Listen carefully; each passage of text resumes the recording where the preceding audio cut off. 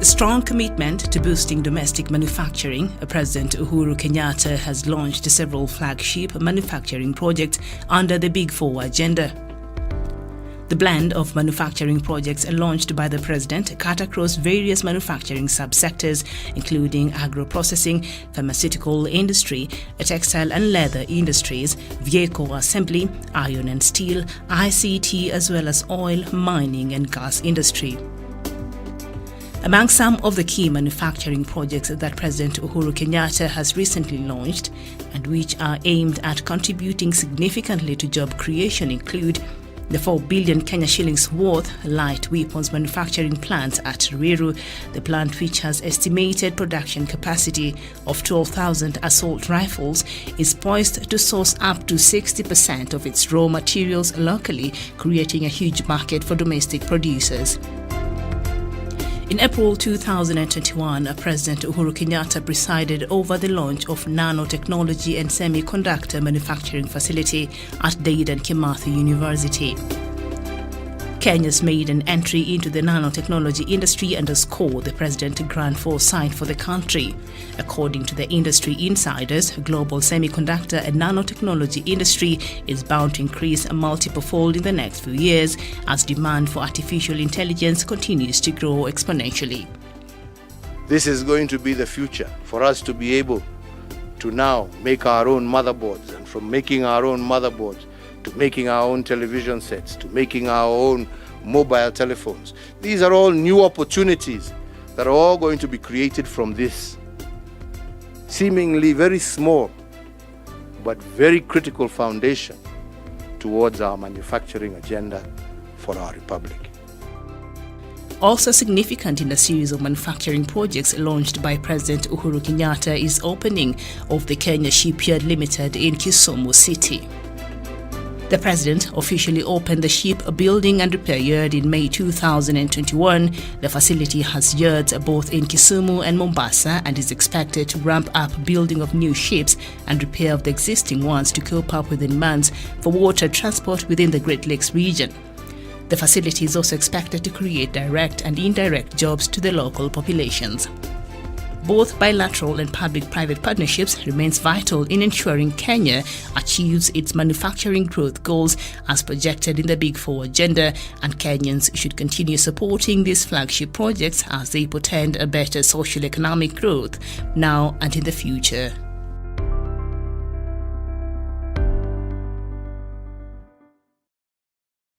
Oh well, a very good morning to you, and thank you so much for finding time to be with us again. The show is the People's Court, and on the show this morning we're going to look at one of the key pillars in President Uhuru Kenyatta's Big Four agenda, and that is under manufacturing that affects and how it relates to the small businesses in this country. And later on in the conversation we shall look at some of the bottlenecks and challenges that perhaps has made this industry to be a bit sluggish over the years. So perhaps, I don't know, maybe from the panelists, they'll tell me how they think President Uhuru Kenyatta is doing as far as manufacturing is concerned.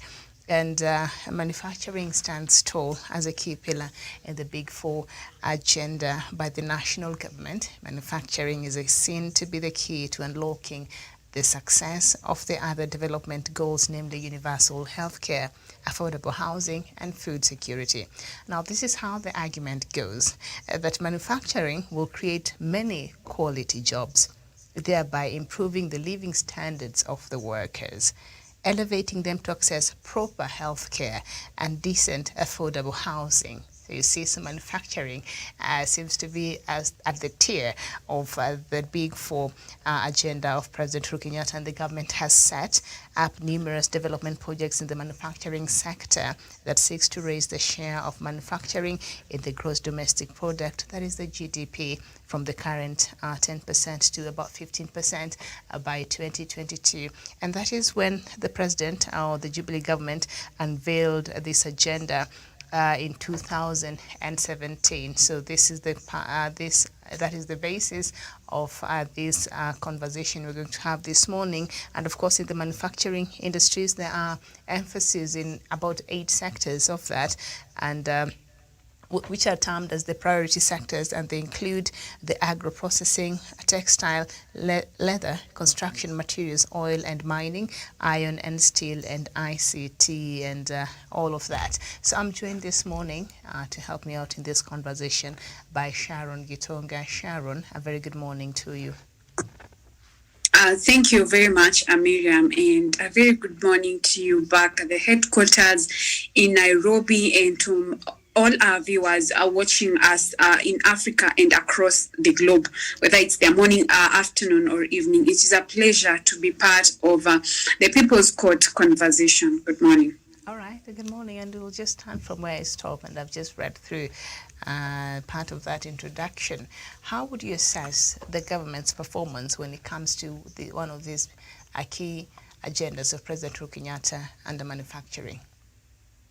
Thank you very much, Miriam. And indeed, when we talk about the Big Four agenda, I think the president has done quite a tremendous job in ensuring that he has actually revived most of the industries where manufacturing had actually collapsed. When I look at how I think he has actually managed to launch more than launch and commission probably roughly rather more than 10 factories countrywide, and not just in Nairobi. When you look at the revamp of KMC, when we talk about Rivertex, you talk about KCC, you talk about the Kenya Maritime Cement Factory that is in Nakuru, you talk about potato factory, you talk about Kenya vehicle manufacturing industry that was actually commissioned in Garissa Road. And I mean, that is just among others. And you realize that in one way or another, this has actually created thousands of, direct and indirect jobs. So in a nutshell, it's safe to say that these whole, the positive economic, ripple effects have actually been felt countrywide, and things can only get better. So there's so much that has actually been done. And I believe before his tenure comes to an halt, we're actually going to see him actually launch and commission more manufacturing industries. Thank you. All right, well, thank you so much. And we've also been joined by Samuel Tawish. Now, we know that across the world, the manufacturing sector has played an important role in driving domestic development by stimulating and sustaining high productivity growth and boosting employment opportunities for semi-skilled labor, or the people we love to call the Juakali people, the Juakali sector, and building country competitiveness through exports. Very few countries in the world have managed to industrialize and develop without the manufacturing sector playing a key role. And we've seen a very prime example is China, and how it really focused it focuses, and from for it to be where it is today, on the local industries and what that has done to that country. So Samuel Tawish, so far, what is your assessment of President Uhuru Kenyatta's handling of manufacturing as part of his Big Four agenda? Thank you so much, Miriam Ogutu. Thank you, Sharon Gitonga, my colleague, panelists, and all our viewers tuned into this program this afternoon, morning or afternoon, depending on where you're watching us from. Indeed, Miriam, nothing gives me more pleasure than, of course, making contribution to this very fundamental topic that you're handling this afternoon. More so looking onto what President Uhuru Kenyatta has been able to achieve as part of his Big Four agenda ever since he was elected into office, and especially during his second term in office, because we all know the kind of budgetary allocation that the President Uhuru Kenyatta has given to make sure that the Big Four agenda is realized and is achievable, and that it can make impact on the people's lives. Job creation, of course, when you talk about manufacturing, the industries, it is more of creating these job opportunities for our young people. And through this, of course, you can look into how so many of our industries have been revived in so many parts of the country. You go to Kisumu, you go to Eldoret, you come to Nairobi, you go to parts of the coastal region, you go to parts of the lower eastern region, particularly in Ukambani. There's so much that President Uhuru Kenyatta has really done. And if you were to do quite an objective assessment, of the kind of course, impact this has had in terms of improving the livelihoods of the people in those regions and across the country, in terms of making sure that our young people and people with skills and expertise have gotten job opportunities, and in terms of making sure that we also create and produce some of these products for our own consumption or use at home, and some of them really for export. Really, Miriam, we are making a very big milestone, and if this is continued in the same pattern, and the same pattern even as maybe someone else takes over from President Uhuru Kenyatta come 2022, Miriam, I can quite assure you that we are going to have a very big changeover or turnover in terms of our economy in the country. But I think largely what we need to call upon is the fact that we need a conducive environment and a favorable taxation policy that will not drive off potential investors in terms of those who want to put up manufacturing plants in our country. Because again, that has largely been blamed in the past for potential investors really running away from Kenya and moving into other countries in the African continent, say for example Tanzania or even Ethiopia, because maybe their taxation policies are favorable or they are lean, and therefore they're not so much hard when it comes to these investors. That in itself really bolsters people who want to invest in our country. So even as we discuss about this and the potential of increasing the manufacturing industry in the country, let us also look into the taxation policies in the country. Are they favorable enough? Are they those that can make people see into Kenya as that viable destination that they can come and invest in, so that it is not solely left on government alone? Even the private sector, the business people from around the globe can come and invest in the country. We'll be producing, we'll be making sure that our people get jobs, and in itself, therefore, will be increasing our economy. Miriam, I submit. Thank you so much, and very well said there, Samuel Tawish. Of course, the tax regime is just one of the challenges and the bottlenecks that really affect so much the manufacturing industry in this country, and also the unfair competition of cheaper goods flooding into the country, especially from a country like China, and the cost of electricity in this country is just one of the key things that has affected the local manufacturers in this country. But I want us to dwell a bit and just speak from where you stopped, Samuel Tawish, on the tax regime. And there's a story on page 7 of the Standard newspaper today. Stop killing local farms, judge tells taxman. Now, a judge has warned a Kenya Revenue Authority to stop killing local companies in the guise of collecting taxes. Justice Weldon Karil ruled that the taxman had turned into a monster, killing local businesses over alleged failure to pay taxes. This in turn affects thousands of families whose breadwinners are rendered jobless once the companies are shut down. According to the judge, KRA will soon be bankrupt and will not meet its targets if it continues closing businesses which are supposed to remit tax. When KRA proceeds to kill businesses in the guise of collecting taxes, it becomes an undertaker and will itself eventually die, since its survival depends on the existence of income-generating businesses from which it can collect taxes. That is what the judge ruled yesterday. Sharon Gitonga, what is your reaction to that?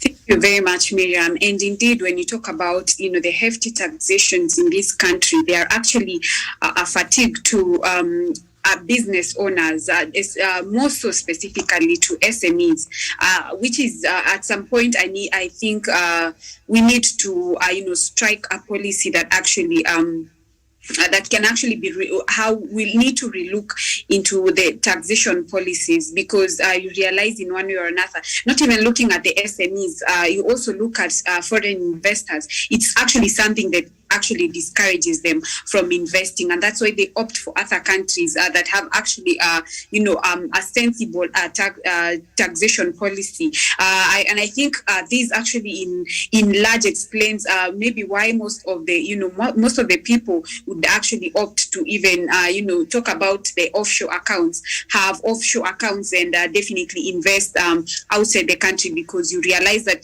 in Kenya rather we have hefty taxation. So in one way or another, I think these in essence, we need to revise our taxation policy so that we don't discourage upcoming SMEs and and also foreign investors, especially now, even during the COVID pandemic, you realize so many people have actually been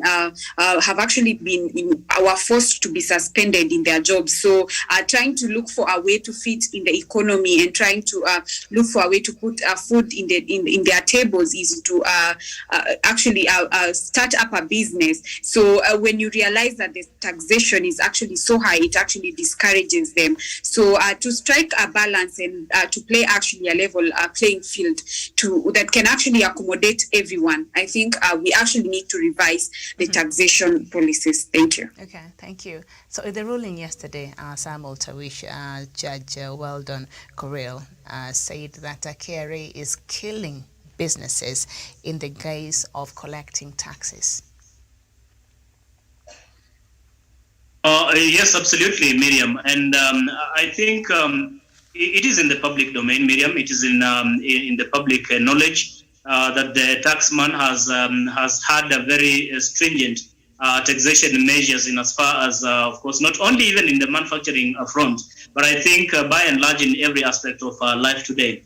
And that is why you see today, if you are to go to the borders of Kenya and Tanzania, or if you are to go to the borders of Kenya and Uganda, you'll be quite surprised that the people come and work in Kenya and earn in Kenya, but they end up spending in Uganda, eating and sleeping in Uganda. And even when they want to buy property, they want to buy cars, they want to fuel the same cars, they want to have food, they will work in Kenya and go and eat and have all their life in Uganda. If the same thing applies with Kenya's border with, say, Tanzania. Why? Because life is a bit affordable, if not cheap, Miriam.